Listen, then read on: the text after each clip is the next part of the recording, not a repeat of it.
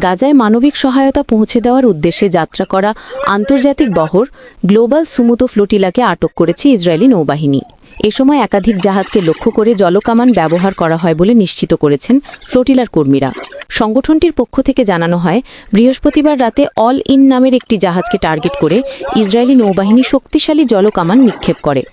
ঘটনাস্থল থেকে প্রকাশিত ভিডিও ফুটেজে দেখা যায়, জাহাজে থাকা কর্মীরা আতঙ্কিত হয়ে চিৎকার করছেন এবং জাহাজকে ধাক্কা দেওয়ারও চেষ্টা করা হয়েছে। আন্তর্জাতিক সংবাদ মাধ্যম রয়টার্স নিশ্চিত করেছে, ওই জাহাজে উপস্থিত ছিলেন মানবাধিকার কর্মী ইভা জাসিয়েভেজ। তিনি এবং অন্য কর্মীরা জানিয়েছেন, তাদের অভিযান ছিল সম্পূর্ণ শান্তিপূর্ণ ও মানবিক সহায়তা প্রদানের উদ্দেশ্যে, কিন্তু ইসরায়েল তা জোরপূর্বক ব্যাহত করেছে। ফ্লোটিলা সংগঠকরা জানিয়েছেন, মোট ১৩টি জাহাজ আটক করা হয়েছে এবং কর্মীদের ইসরায়েলি বন্দরে নিয়ে যাওয়া হয়েছে। অধিকাংশ কর্মী বিদেশি নাগরিক।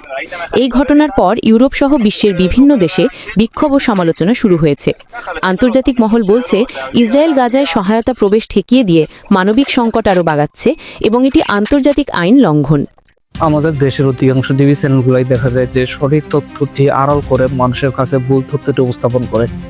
তাই আমরা চেষ্টা করি মানুষের কাছে সঠিক তথ্য উপস্থাপন করতে এবং আমাদের এই উদ্দেশ্যকে সফল করতে আমাদের চ্যানেলটিকে সাবস্ক্রাইব করে পাশে থাকুন।